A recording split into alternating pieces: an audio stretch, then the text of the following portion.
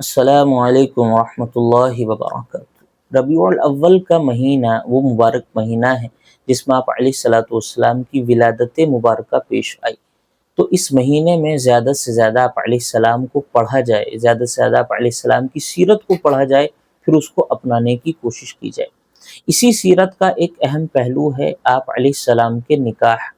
آپ علیہ السلام کی پوری زندگی میں کتنے نکاح ہوئے، کتنی بیویاں تھیں اور ان کے کیا کیا نام تھے، یہ ہر ایک مسلمان کو معلوم ہونے چاہیے۔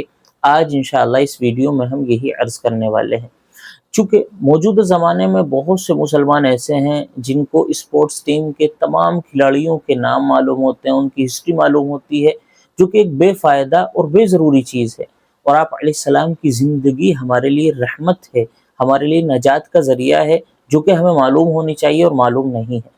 تو آج کی اس ویڈیو میں آپ علیہ السلام کی کتنی بیویاں تھیں، ان کے کیا کیا نام تھے، یہ انشاءاللہ عرض کیے جائے گا۔ آپ علیہ السلام کی پوری زندگی میں آپ علیہ السلام کے 11 نکاح ہوئے۔ 11 نکاح ہوئے، ان میں سے 2 بیویاں آپ علیہ السلام کی زندگی ہی میں انتقال کر گئیں، باقی 9 بیویاں آپ علیہ السلام کی آخری دم تک موجود رہیں، بلکہ ان کے بعد جو ہے انتقال کر گئیں۔ تو آپ علیہ السلام کی 11 نکاح ہوئے، ان میں سے سب سے پہلا نکاح آپ علیہ السلام کا حضرت خدیجۃ الکبریٰ رضی اللہ عنہا سے ہوا۔ حضرت خدیجہ مکے کی معزز اور بہت بڑی تجارت کرنے والی عورت تھیں، بہت مالدار تھیں، اور آپ علیہ الصلوۃ والسلام سے خوش ہو کر خود انہوں نے آپ علیہ السلام تک نکاح کا پیغام بھیجا، جس کو آپ علیہ السلام نے قبول فرمایا اور ان دونوں کا نکاح ہوا۔ یہ سب سے پہلا آپ علیہ السلام کا نکاح تھا۔ آپ علیہ السلام کی جتنی بھی اولاد ہیں وہ تمام اولاد حضرت خدیجۃ الکبریٰ رضی اللہ عنہا ہی سے ہوئی ہیں، سوائے ایک کے۔ ایک اولاد کا نام حضرت ابراہیم رضی اللہ عنہ ہے، وہ حضرت خدیجہ کے علاوہ کسی اور عورت سے پیدا ہوئے۔ تو سب سے پہلا نکاح آپ علیہ السلام کا حضرت خدیجۃ الکبریٰ سے ہوا۔ اس کے بعد حضرت خدیجہ جب اس دنیا سے انتقال کر گئیں تو آپ علیہ الصلوۃ والسلام کا دوسرا نکاح ہوا ہے حضرت سودا بنت زمعہ رضی اللہ تعالی عنہا سے۔ یہ بھی مکے کی اور قریش کی خوب معزز، بہت ہٹی کٹی عورت تھیں اور خوب نیک سیرت تھیں۔ تو حضرت خدیجہ کے بعد آپ علیہ السلام کا دوسرا نکاح جو ہے حضرت سودا بنت زمعہ رضی اللہ عنہا سے ہوا۔ انہی کے کچھ دنوں کے بعد آپ علیہ الصلوۃ والسلام کا نکاح ہوتا ہے حضرت عائشہ رضی اللہ عنہا سے۔ حضرت عائشہ وہ خاتون ہیں جنہوں نے مکے کی اور مدینے کی بہت سارے حضرات کو علم سکھایا۔ صحابہ کرام کی ایک بہت بڑی جماعت نے حضرت عائشہ رضی اللہ عنہا سے علم سیکھا ہے، اور آپ علیہ الصلوۃ والسلام کی سب سے زیادہ محبوبہ بیوی تھی۔ آپ علیہ السلام کی جتنی بھی بیویاں تھیں، سب سے زیادہ فقیہہ حضرت عائشہ، اور سب سے زیادہ آپ علیہ السلام سے روایت کرنے والی بھی حضرت عائشہ رضی اللہ عنہا ہے۔ تو آپ علیہ الصلوۃ والسلام کا جو تیسرا نکاح ہوا ہے وہ حضرت عائشہ بنت ابو بکر صدیق رضی اللہ عنہما سے ہوا ہے۔ اس کے بعد چوتھے نمبر پر آپ علیہ الصلوۃ والسلام کا نکاح ہوتا ہے حضرت حفصہ بنت عمر رضی اللہ عنہما سے۔ حضرت عمر رضی اللہ تعالی عنہ کی بیٹی تھی حضرت حفصہ رضی اللہ عنہا۔ تو چوتھے نمبر پر آپ علیہ السلام کا نکاح ہوتا ہے حضرت حفصہ سے۔ اسی طرح 5ویں نمبر پر حضرت حفصہ کے بعد آپ علیہ الصلوۃ والسلام کا نکاح ہوا ہے حضرت زینب بنت خزیمہ رضی اللہ عنہا سے۔ یہ آپ علیہ الصلوۃ والسلام کی ایسی بیوی تھی، بہت زیادہ صدقہ کیا کرتی تھی، خود اپنے ہاتھ سے، اپنی ہاتھ کاری سے کمایا کرتی تھی، اور غریب غربا پر، فقراء پر خوب زیادہ جو ہے صدقات کیا کرتی تھی۔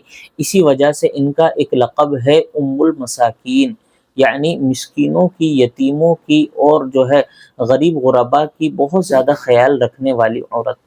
تو 5ویں نمبر پر آپ علیہ الصلوۃ والسلام کا نکاح ہوا حضرت زینب بنت خزیمہ رضی اللہ تعالی عنہا سے۔ یہ وہ عورت ہیں، یہ وہ بیوی ہیں جن کا انتقال آپ علیہ السلام کی زندگی ہی میں ہو گیا تھا، بلکہ نکاح کے کچھ مہینوں کے بعد ان کا انتقال ہو گیا تھا۔ 6 نمبر پر آپ علیہ الصلوۃ والسلام کا نکاح ہوا ہے حضرت ام سلمہ رضی اللہ تعالی عنہا سے۔ حضرت ام سلمہ بہت زیادہ فقیہہ تھی، یہ بھی بہت زیادہ سمجھدار تھی، اور آپ علیہ الصلوۃ والسلام کو صلح حدیبیہ کے وقت ایسا مشورہ دیا تھا جس سے آپ علیہ الصلوۃ والسلام کے جو خیالات تھے، جو ٹینشن تھی، وہ دور ہو گئی تھی۔ تو یہ بھی آپ علیہ السلام کی خوب سمجھدار اور خوب جو ہے نیک سیرت عورت تھیں، حضرت ام سلمہ۔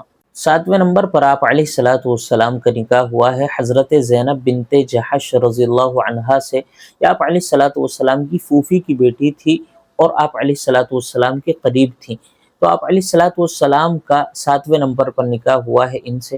اور 8ویں نمبر پر آپ علیہ السلام کا نکاح ہوا ہے حضرت جویریہ بنت الحارث رضی اللہ عنہا سے۔ یہ بھی آپ علیہ الصلوۃ والسلام کی بہت معزز اور نیک سیرت بیوی تھیں، تو 8ویں نمبر پر آپ علیہ السلام کا ان سے نکاح ہوا۔ 9ویں نمبر پر آپ علیہ الصلوۃ والسلام کا نکاح ہوا ہے حضرت ام حبیبہ رضی اللہ عنہا سے۔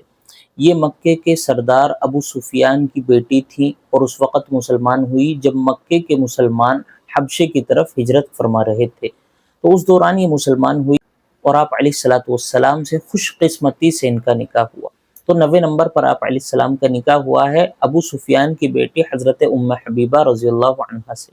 10ویں نمبر پر آپ علیہ الصلوۃ والسلام کا نکاح ہوا ہے حضرت صفیہ بنت حوی رضی اللہ تعالی عنہا۔